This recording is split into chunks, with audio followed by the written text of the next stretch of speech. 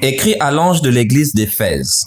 Voici ce que dit celui qui tient les 7 étoiles dans sa main droite, celui qui marche au milieu des 7 chandeliers d'or. Je connais tes œuvres, ton travail et ta persévérance. Je sais que tu ne peux supporter les méchants, que tu as éprouvé ceux qui se disent apôtres et qui ne le sont pas, et que tu les as trouvés menteurs. Ici, c'est le Seigneur Jésus qui acclame l'église d'Éphèse. Il dit, tu as éprouvé ceux qui se disent apôtres et qui ne le sont pas, et que tu les as trouvés menteurs. Voyez-vous? Donc le Seigneur acclame cette église pour son discernement, pour son jugement.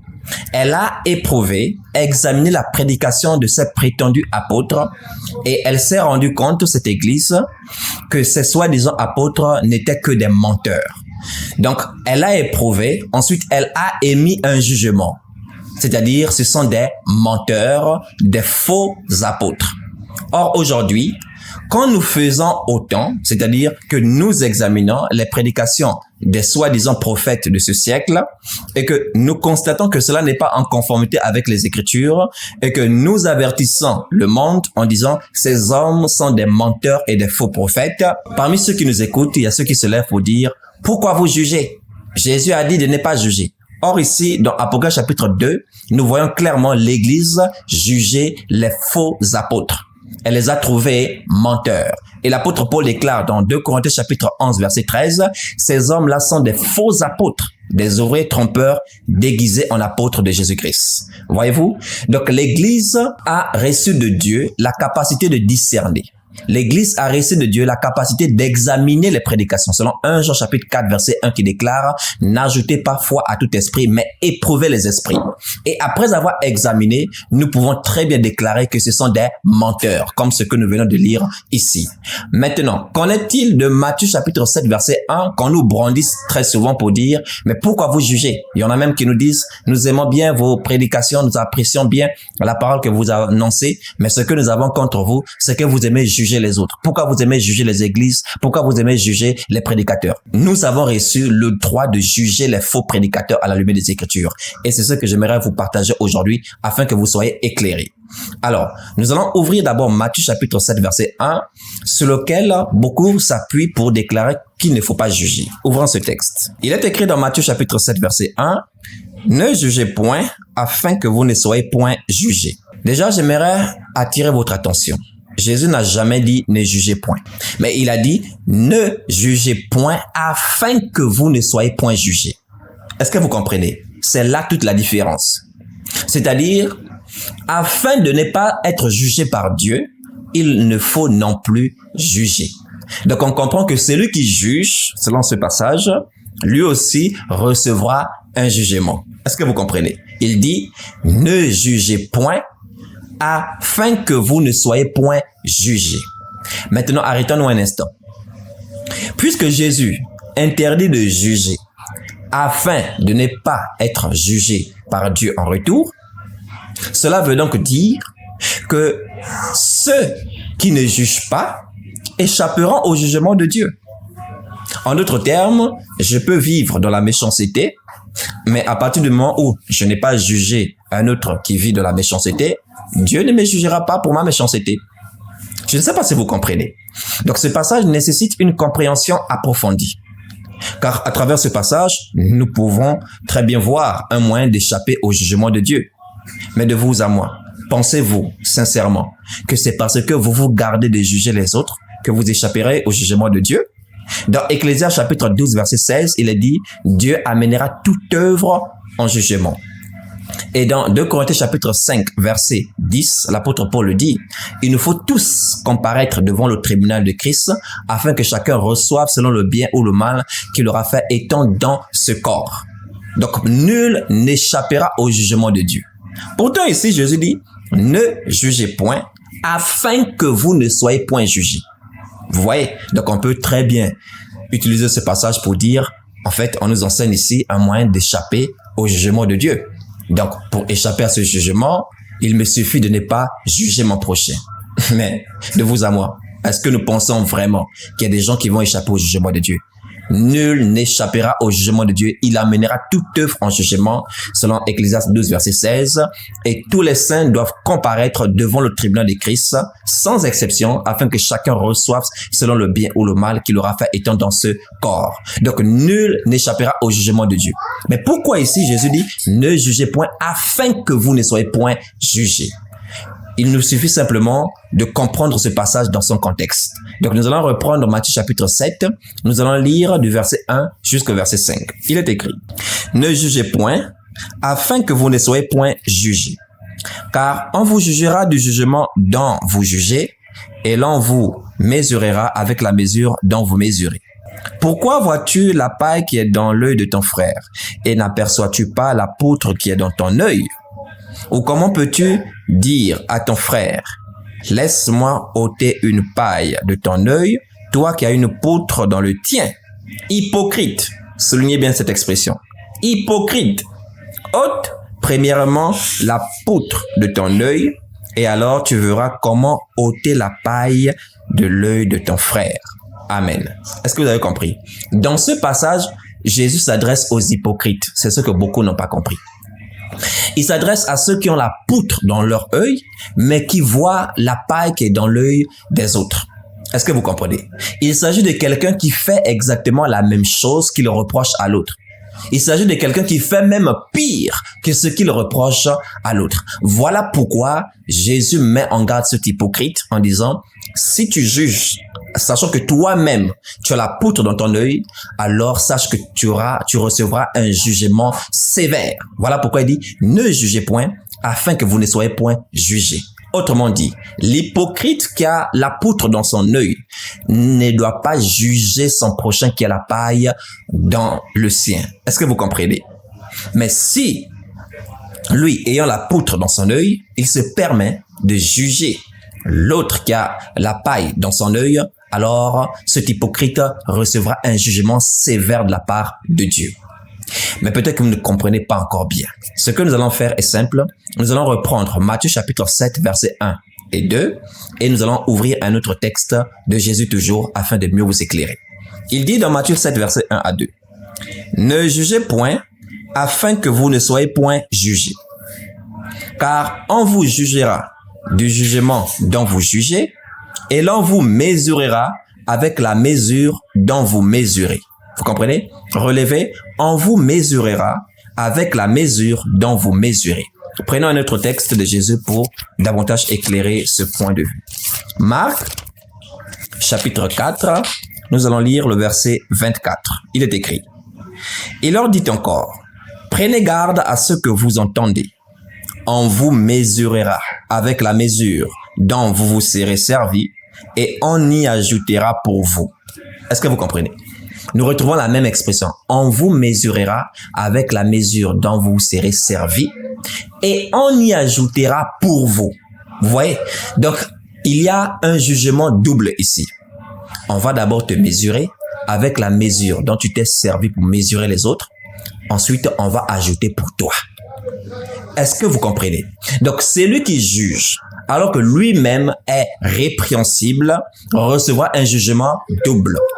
Voilà pourquoi il a dit, ne jugez point afin que vous ne soyez point jugés.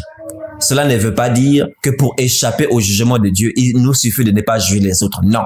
C'est-à-dire, si on ne veut pas recevoir un jugement sévère, un jugement double, alors que nous-mêmes, nous commettons les mêmes choses ou pire, alors nous devons nous abstenir de juger. Autrement dit, il y a des gens qui peuvent juger et d'autres qui ne le peuvent. Ceux qui doivent juger sont ceux qui ne font pas les mêmes choses. Sont ceux qui ne font pas pire que ceux qui le reprochent aux autres. Mais s'ils font les mêmes choses, ils recevront un jugement au double. D'abord, du fait qu'ils ont jugé étant eux-mêmes hypocrites, on vous mesurera de la mesure dont vous serez servis. Et après, on ajoutera aussi pour eux, c'est-à-dire leur propre méchanceté. Prenons un exemple concret. Je suis un voleur, par exemple, et je me mets à juger un autre qui vole. Vous voyez, moi-même, au lieu de me repentir d'abord de cette méchanceté, donc de mon vol, non, je ne me répands pas de mon vol, mais je me mets à juger les voleurs. Qu'est-ce qui se passera? Au tribunal de Dieu, je serai jugé pour avoir jugé étant dans l'hypocrisie, Et ensuite, Dieu me jugera pour mon propre vol. Est-ce que vous comprenez maintenant? Donc, on vous mesurera avec la mesure dont vous vous serez servi et on y ajoutera pour vous. Donc, ce passage ne signifie pas que l'Église n'a pas le droit de juger. Ce passage ne signifie pas que le chrétien ne peut pas juger. Vous allez voir tout à l'heure les versets que je vais vous donner tellement clairs. On n'aura même pas besoin d'interprétation. C'est tellement clair. Vous verrez vous-même comment les chrétiens sont invités à juger. Vous verrez cela. C'est écrit noir sur blanc. Est-ce que vous comprenez? Donc, ceux qui ne doivent pas juger sont ceux qui commettent les mêmes choses. De peur qu'ils ne reçoivent un jugement plus sévère. De peur qu'ils ne reçoivent un jugement au double.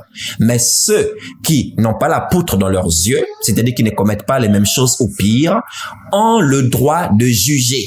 Vous allez voir cela davantage dans la suite. Ouvrons Romains chapitre 1 et Romains chapitre 2, afin de mieux expliquer ce que Jésus a voulu dire par « ne jugez point, afin que vous ne soyez point jugés ». Pourquoi vois-tu la paille qui est dans l'œil de ton frère et n'aperçois-tu point la poutre qui est dans le tien? Nous prenons Romains chapitre 1 à partir du verset 28. Il est écrit « Comme ils ne se sont pas souciés de connaître Dieu, Dieu les a livrés à leur sens réprouvé pour commettre des choses indignes. Étant remplis de toute espèce d'injustice, de méchanceté, de cupidité, de malice, plein d'envie, de meurtre, de querelles, de ruse, de malignité, rapporteurs, médisants, impies, arrogants, hautains, fanfarons, ingénieux au mal, rebelles à leurs parents, dépourvus d'intelligence, de loyauté, d'affection naturelle, de miséricorde. Et bien qu'ils connaissent le jugement de Dieu, déclarant dignes de mort ceux qui commettent de telles choses, non seulement ils les font, mais ils approuvent ceux qui les font. Ici, l'apôtre Paul parle des païens qui ne se sont pas souciés de connaître Dieu. Alors Dieu les a livrés à eux-mêmes. Et les voilà maintenant, ces païens, en train de commettre des choses indignes, des abominations, remplies de toute espèce de méchanceté, d'impureté, ingénieux au mal, rebelles aux parents, dépourvus de miséricorde, d'affection naturelle. Vous voyez toutes ces atrocités, toutes ces abominations, toutes ces choses odieuses commises par les païens qui ne se sont pas souciés de connaître Dieu. Maintenant, nous allons lire la suite. Dans la suite, les Juifs qui avaient reçu la loi de Moïse, lorsqu'ils regardaient cette méchanceté se manifester auprès des païens, avaient coutume de juger ces derniers. Mais écoutons ce que l'apôtre Paul leur dit. Romains chapitre 2, c'est la suite, à partir du verset 1. Il est écrit « Ô homme, qui que tu sois, toi qui juges, tu es donc inexcusable, car en jugeant les autres, tu te condamnes toi-même, puisque toi qui juges, tu fais les mêmes choses. » Est-ce que vous comprenez? Il dit, puisque toi qui juges, tu fais les mêmes choses. Donc, en jugeant les autres, tu te condamnes toi-même. Et Dieu a en horreur l'hypocrisie. Tu fais la même chose, mais tu juges quand même celui qui fait aussi. Donc, tu recevras un jugement plus sévère. C'est pourquoi il a dit ne jugez point afin que vous ne soyez point jugés. Et on a très bien vu le contexte. Il s'agit de quelqu'un qui a la poutre dans son œil, mais qui voit la paille de l'autre. Il s'agit des hypocrites. Et donc, ces personnes recevront un jugement au double. Vous comprenez? Le voleur sera jugé pour son vol. Un seul jugement. Mais celui qui juge un voleur, étant lui-même voleur, recevra un double jugement. Le premier pour son hypocrisie, et le deuxième pour son propre vol. Est-ce que vous comprenez maintenant? Mais poursuivons afin que vous puissiez davantage être éclairé sur la question. Nous allons prendre à partir du verset 17. Il est écrit « Toi qui te donnes le nom de juif, qui te repose sur la loi, qui te glorifie de Dieu, qui connaît sa volonté, qui apprécie la différence des choses, étant instruit par la loi. Toi qui te flattes d'être le conducteur des aveugles, la lumière de ceux qui sont dans les ténèbres, le docteur des insensés, le maître des ignorants, parce que tu as dans la loi la règle de la science et de la vérité. Toi donc qui enseignes les autres, tu ne t'enseignes pas toi-même. Toi qui prêches de ne pas dérober, tu dérobes. Toi qui dis de ne pas commettre d'adultère, tu commets l'adultère. Toi qui as en abomination les idoles, tu commets des sacrilèges. Toi qui te fais une gloire de la loi, tu déshonores Dieu par la transgression de la loi. Car le nom de Dieu est à cause de vous blasphémé parmi les païens, comme cela est écrit. Est-ce que vous comprenez? Toi qui enseignes aux autres, tu ne t'enseignes pas toi-même. Toi qui enseignes, qui prêches de ne pas dérober, toi-même tu voles. Toi qui dis aux autres de ne pas commettre adultère, toi-même tu commets adultère. Vous voyez? Donc ces Juifs qui se glorifiaient d'avoir la loi de Dieu, jugeaient les païens qui agissaient dans la méchanceté, alors que eux-mêmes, ces Juifs-là, violaient les commandements de Dieu. Est-ce que vous comprenez? C'est pourquoi Paul dit, mais toi qui juges, tu es donc inexcusable. Parce que, en jugeant les autres, tu te condamnes toi-même puisque tu fais exactement les mêmes choses que tu reproches aux autres. Est-ce que vous comprenez? Donc, celui qui juge ne doit pas faire les mêmes choses. Tu ne peux pas être un voleur et juger celui qui vole. Tu ne peux pas être un adultère et juger l'autre qui est dans l'adultère. Est-ce que vous comprenez maintenant cela? Parce que si tu le fais, tu recevras un jugement sévère. Donc, pour ne pas recevoir un double jugement, c'est pourquoi Jésus te dit, ne juge point afin que tu ne sois point jugé. En d'autres termes, pour simplifier les choses, ne juge point afin de ne pas recevoir un jugement sévère. Ou encore, ne jugez point afin de ne pas recevoir un double jugement. S'adressant ici aux hypocrites qui font exactement les mêmes choses. Maintenant, nous allons voir si un chrétien ne peut pas juger. Nous allons voir si l'Église qui se tient de la vérité, l'Église qui n'a pas la poutre, l'Église qui ne répète pas les mêmes choses, nous allons voir si elle a le pouvoir de juger. Mais avant cela, pour vous, que signifie juger? C'est important aussi de le comprendre. Que signifie juger? Mais juger, c'est simple.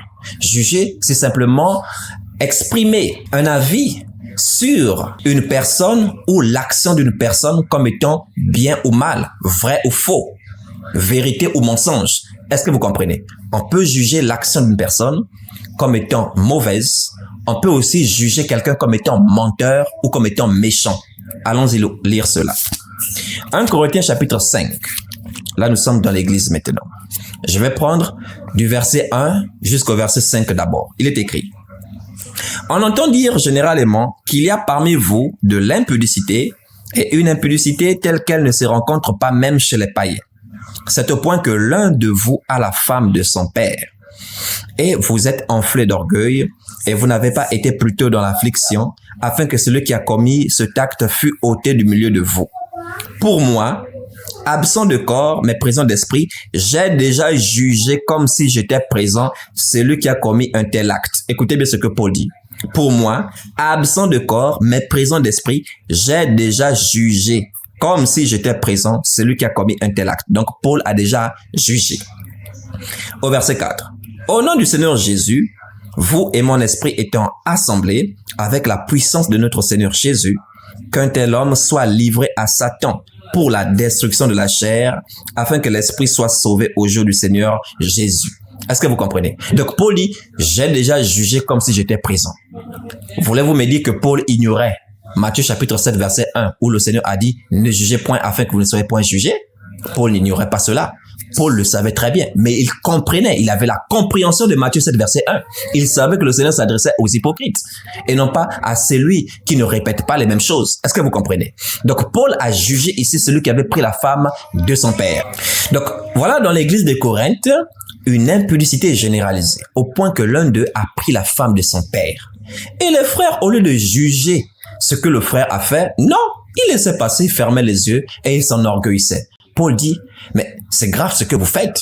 Pour moi, bien qu'absent de corps, je suis présent d'esprit. J'ai déjà jugé comme si j'étais présent physiquement. Est-ce que vous comprenez? Maintenant, nous allons voir dans la suite que l'apôtre Paul invite maintenant l'église à juger. Écoutons la suite. Nous prenons à partir du verset 6. 1 Corinthiens chapitre 5, verset 6. C'est bien à tort que vous vous glorifiez. Ne savez-vous pas qu'un peu de levain fait lever toute la pâte? Faites disparaître le vieux levain afin que vous soyez une pâte nouvelle, puisque vous êtes sans levain. Car Christ, notre Pâque, a été immolé. Célébrons donc la fête, non avec du vieux levain, non avec un levain de malice et de méchanceté, mais avec des pains sans levain, de la pureté et de la vérité. Écoutez bien ce qui va suivre à partir du verset 9. Je vous ai écrit dans ma lettre de ne pas avoir des relations avec les impudiques. Non pas d'une manière absolue avec les impudiques de ce monde, ou avec les cupides et les ravisseurs, ou avec les idolâtres. Autrement, il vous faudrait sortir du monde. Maintenant, ce que je vous ai écrit, c'est de ne pas avoir des relations avec quelqu'un qui, se nommant frère, est impudique ou cupide ou idolâtre ou outrageux ou ivrogne ou ravisseur, de ne pas même manger avec un tel homme. Écoutez très bien le verset 12. Il dit, « Qu'ai-je en effet à juger ceux du dehors? N'est-ce pas ceux du dedans que vous avez à juger? » Je reprends. Qu'ai-je en effet à juger ceux du dehors? N'est-ce pas ceux du dedans que vous avez à juger? Vous avez à juger. Donc l'Église doit juger les méchants du dedans. Ceux qui se disent frères dans l'Église et qui déshonorent Dieu par leur comportement. Nous prenons le verset 13. Il dit, pour ceux du dehors, Dieu les juge. Ôtez le méchant du milieu de vous. L'apôtre Paul nous invite à juger ceux du dedans. Il dit, n'est-ce pas ceux du dedans que vous, il n'a pas dit moi, vous avez à juger. Après, il donne un ordre, ôtez le méchant du milieu de vous. Bon, dites-moi, si nous ne pouvons pas juger, comment alors pourrons-nous déclarer quelqu'un méchant? Le fait qu'il soit déclaré méchant, n'est-ce pas un jugement? C'est parce qu'on a examiné son attitude. Et on voit qu'un frère ne se comporte pas de la sorte. Alors, on l'a déclaré méchant. Est-ce que vous voyez? Donc, l'Église est appelée à juger. Ceux qui prennent Matthieu chapitre 7, verset 1 n'ont rien compris de ce verset. Quelqu'un qui se dit frère et qui ne marche pas d'une manière digne de la doctrine, nous devons juger une telle personne à la lumière des Écritures. Et s'il ne se répand pas, c'est un méchant. On l'écarte du milieu de nous. Est-ce que vous comprenez cela? Mais dans la Nouvelle Alliance, il y a plein de versets qui nous invitent à juger. Dans Galates chapitre 2, vous pouvez le lire à partir du verset 1 jusqu'au verset 4. L'apôtre Paul va monter à Jérusalem et il va prendre Barnabas et Tite avec lui. Et il dira que Tite ne fut même pas contraint de se faire circoncis, et cela à cause des faux frères. Il le dit, hein. Et donc il y a des faux frères. Paul les a jugés de faux. Oui, il y a des faux frères et des fausses sœurs.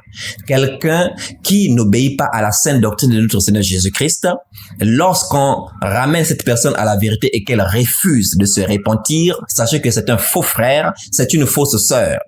Est-ce que vous comprenez? Quelqu'un qui vient avec un message, qui n'obéit pas, qui ne se conforme pas à l'évangile que nous avons dans les Saintes Écritures, si cette personne ne se répand pas de cela, sachez que cette personne est un menteur, c'est une menteuse. Est-ce que vous comprenez? Et c'est ce que nous avons lu dans Apocalypse chapitre 2. Ouvrons Éphésiens chapitre 5 à partir du verset 10 jusqu'au verset 11. Il est écrit, « Examinez ce qui est agréable au Seigneur et ne prenez point part aux œuvres infructueuses des ténèbres, mais plutôt condamnez-les. » Comprenez-vous? Dans le jugement, il y a la condamnation. On demande ici de condamner les œuvres des ténèbres. Je vous l'ai dit, on peut juger les œuvres, on peut juger aussi l'auteur de ces œuvres. L'apôtre Paul dit de ne pas avoir des relations avec quelqu'un qui, se nommant frère, est impudique. Après, il dira, ôtez le méchant du milieu de vous. Là, on n'a pas jugé ses œuvres. C'est la personne directe qu'on a jugée. Est-ce que vous comprenez? Mais avant d'arriver au niveau où vous traitez quelqu'un de méchant, il faut bien vous rassurer que votre jugement est bien fondé. Parce qu'on ne juge pas avec les émotions, mais on juge selon la parole de Dieu.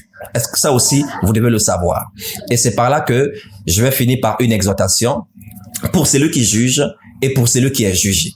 Celui qui juge, premièrement, ne doit pas commettre les mêmes choses. Tu ne peux pas enseigner les fausses doctrines et juger les faux docteurs. Tu ne peux pas voler et juger celui qui vole.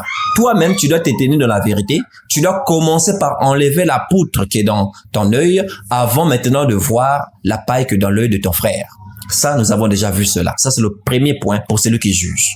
Le deuxième point, nous allons ouvrir Lévitique chapitre 19. Verset 15, il est écrit, « Tu ne commettras point d'iniquité dans tes jugements, tu n'auras point égard à la personne du pauvre et tu ne favoriseras point la personne du grand. Mais tu jugeras ton prochain selon la justice. » Vous comprenez? Dieu nous dit ici, tu jugeras ton prochain selon la justice avec justice. Donc Dieu n'a jamais interdit de juger son prochain. Il dit, tu jugeras ton prochain avec justice. Écoutons ce que Jésus dit dans Jean chapitre 7. Il dit dans Jean chapitre 7, verset 24, « Ne jugez pas selon l'apparence, mais jugez selon la justice. » Est-ce que vous comprenez? Ne jugez pas selon l'apparence, mais jugez selon la justice. Donc, lorsqu'on juge, on n'émet pas nos émotions. Lorsqu'on juge, on ne regarde pas à l'apparence, mais on juge selon la justice, c'est-à-dire selon la loi de Dieu, selon la parole de Dieu. Voilà pourquoi quelqu'un qui pose des actes non conformes à la parole, vous ne devez pas mettre vos émotions, mais vous devez regarder à la parole pour examiner, pour juger cet acte, pour juger une telle personne. Est-ce que vous comprenez? Et dans un premier temps, je vous inviterai d'abord à juger les actions des personnes avant de juger directement la personne. En disant, par exemple, à son frère que ce que tu as fait est mal. Vous voyez, là, vous êtes en train de juger son action. Frère, l'impudicité n'est pas bon. Ces actes que tu poses ne sont pas agréables à Dieu. Il faut que tu te répandes de cela. Vous devez condamner ces œuvres de ténèbres. Et ce jugement se fait dans la douceur. Selon Galates chapitre 6, verset 1, que nous allons lire, où il est dit, « Frère, si un homme vient à être surpris en quelque faute, vous qui êtes spirituels, redressez-le avec un esprit de douceur. Prends garde à toi-même de peur que tu ne sois aussi tenté. » Vous comprenez? Redressez-le avec un esprit de douceur. Donc là, vous dites, « Ah, mon frère, ce n'est pas bon ce que tu fais. Ma sœur, ce n'est pas bien d'agir ainsi en tant qu'enfant de Dieu. » Vous voyez, vous lui parlez avec un esprit de douceur, vous êtes en train de juger l'action de la personne. Parce que qu'est-ce que juger? C'est simplement déclarer qu'une chose est bien ou mal. Est-ce que vous comprenez? À partir du moment où vous déclarez une chose comme étant mal, vous êtes déjà en train de juger. Mais vous ne pouvez pas déclarer que ce que fait votre prochain est mal, tandis que vous-même aussi, vous faites la même chose. Est-ce qu'on s'est fait comprendre? Donc, on juge d'abord les actions. À travers les actions et à travers l'attitude de la personne, on verra maintenant si cette personne est un vrai enfant de Dieu, mais qui connaît simplement des moments de faiblesse, ou si cette personne est un faux enfant de Dieu, un faux frère, une fausse sœur. Et ce qu'il fait là, c'est parce que c'est sa réelle nature, qui est la nature du diable de méchanceté, et c'est pourquoi il pose de telles actions. Donc voilà pourquoi, dans un premier contact, n'allez pas directement sur la personne, mais jugez plutôt d'abord les actions de la personne. Maintenant, si après la correction, après la réprimande, vous constatez que la personne ne se répand pas 2 fois, 3 fois, cela voudrait dire que cette personne est un publicain, c'est un païen. Prenons Matthieu chapitre 18 où le Seigneur nous éclaire à ce sujet. Matthieu chapitre 18, nous allons lire à partir du verset 15. Il est écrit, « Si ton frère a péché, va et répands-le entre toi et lui seul. S'il t'écoute, tu as gagné ton frère. » Écoutez, jusqu'à là on dit toujours « ton frère ». Tu as gagné ton frère. Verset 16. « Mais s'il ne t'écoute pas, prends avec toi 1 ou 2 personnes afin que toute l'affaire se règle sur la déclaration de 2 ou de 3 témoins. S'il refuse de les écouter, dis-le à l'église. Et s'il refuse aussi d'écouter l'église, qu'il soit pour toi comme un païen et un publicain. Il n'est pas différent d'un païen. Pour moi, c'est un païen, c'est un publicain. Vous comprenez? C'est un méchant. Comme dit Paul, ôtez le méchant du milieu de vous. Donc, si vous êtes dans les assemblées où vous vous comportez comme vous voulez, et ceux qui dirigent laissent faire, laissent passer, ferment les yeux à cause peut-être de l'argent que vous leur donnez ou parce que eux-mêmes aussi font les mêmes choses, restez dans ces assemblées-là. Parce que si vous venez dans l'assemblée de Christ, là où règne la vérité, et que vous pensez que vous allez ramener votre mauvaise nature dans l'église véritable, sachez que nous ne laisserons jamais passer cela. Nous allons vous parler dans un premier temps pour vous inviter à vous repentir. Vous n'écoutez pas. Une deuxième fois, on parle. Vous n'écoutez pas. Une troisième fois, vous n'écoutez toujours pas. On vous chasse de l'église parce que pour nous, vous êtes un publicain et un méchant. Est-ce que vous comprenez cela? Donc, récapitulons. 1. Celui qui juge ne doit pas commettre les mêmes choses.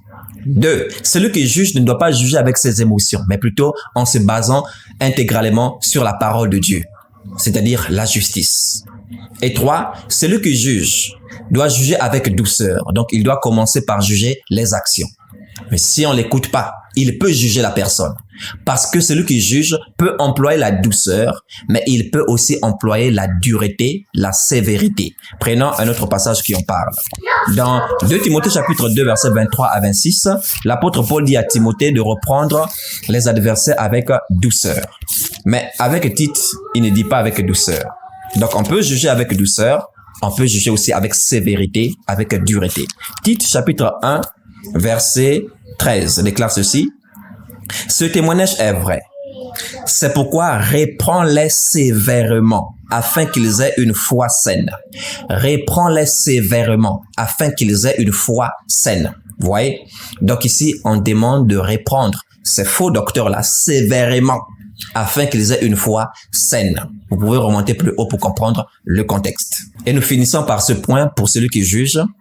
Celui qui juge ne doit pas désirer la perdition de la personne qu'elle juge. Mais celui qui juge doit désirer que cette personne ait une foi saine. Donc, la finalité. C'est ce que nous voyons ici. Il dit, reprends-les sévèrement afin qu'ils aient une foi saine. Donc, si vous me voyez parfois sévère ou d'autres prédicateurs de la vérité et nous reprenons sévèrement ceux qui annoncent des fausses doctrines, c'est afin que cette dernière puisse se repentir, avoir une foi saine. Ce n'est pas parce que nous les méprisons, ce n'est pas parce que nous avons la haine contre ces personnes. Loin de là. Il faut que ce soit clair. Ne confondez pas la sévérité d'un jugement, la dureté d'un jugement avec la haine ou encore le mépris. Ce sont deux choses différentes. Maintenant, parlons de celui qui est jugé. Parce que celui qui juge doit obéir à un certain nombre de critères. Mais celui qui est jugé aussi doit obéir à un certain nombre de critères. Ouvrons le Proverbe, chapitre 15, verset 32. Il est écrit dans Proverbe, chapitre 15, verset 32, « Celui qui rejette la correction méprise son âme, mais celui qui écoute la réprimande acquiert l'intelligence. » Amen. Celui qui rejette la correction méprise son âme. Quand un frère vient te corriger en te disant « ce que tu fais est mal, ne fais pas ci, ne fais pas ça », ce n'est pas ainsi, c'est plutôt de cette manière. Si tu écoutes, c'est que tu aimes vraiment ton âme. Mais si tu rejettes, sache que tu méprises ton âme. Voilà pourquoi beaucoup de personnes iront en enfer. Pourquoi? Parce qu'elles méprisent aujourd'hui la correction. Elles refusent aujourd'hui la correction. Si tu refuses la correction qu'on t'apporte maintenant, sache que la correction que Dieu va te donner sera encore plus grave et plus grande. Est-ce que vous comprenez? Donc, vaut mieux se repentir maintenant. Voilà pourquoi je vais maintenant parler à la personne qui est jugée. Celle qui est jugée doit faire preuve d'humilité. Écoutez bien ce que je vous dis. Recevoir un jugement n'est pas toujours une chose facile. Ça peut être un jugement sur notre attitude ou même sur nous-mêmes. C'est pas toujours facile. Si tu es menteur, ben tu es menteur. Si tu es méchant, ben tu es méchant. Si tu agis en insensé, ben tu agis en insensé. Ce n'est pas toujours facile. Quant à la chair, mais quand on est vraiment de Dieu, on doit réagir non pas selon la chair, en prenant les choses personnellement, mais on doit réagir selon l'esprit. Voilà pourquoi, pour celui qui est jugé, quand tu reçois un jugement par rapport à ce que tu dis ou par rapport à ce que tu fais, tu ne dois pas prendre les choses charnellement. Ça, c'est la première chose que j'adresse aux personnes qui sont jugées. Ne prenez pas les choses charnellement, mais prenez les choses spirituellement. Et donc, deuxième aspect, vous devez faire preuve d'humilité. Il faut faire preuve d'humilité, d'écouter ce qu'on nous dit. C'est très, très important. Et lorsqu'on écoute, nous vérifions maintenant si ce que dit l'autre est vraiment fondé. Est-ce que ce que dit l'autre est juste? Est-ce que ce que dit l'autre est exact, est conforme? Si la personne s'est trompée, dites simplement à la personne qu'en fait, elle fait erreur et vous expliquez à la personne. Mais ne soyez pas sur la défensive comme voulant vous justifier. Non. Prenez la peine d'abord d'écouter. Faites preuve d'humilité et de sagesse. Si vous constatez qu'en fait la personne vous a mal compris ou la personne s'est trompée, vous expliquez à la personne. Est-ce que vous comprenez? Ça aussi c'est important. Mais la plupart du temps, souvent ce qu'on dit, c'est fondé. Tu as agi en insensé. Tu as dit quelque chose d'inexact. Fais preuve d'humilité. Écoute et réponds-toi.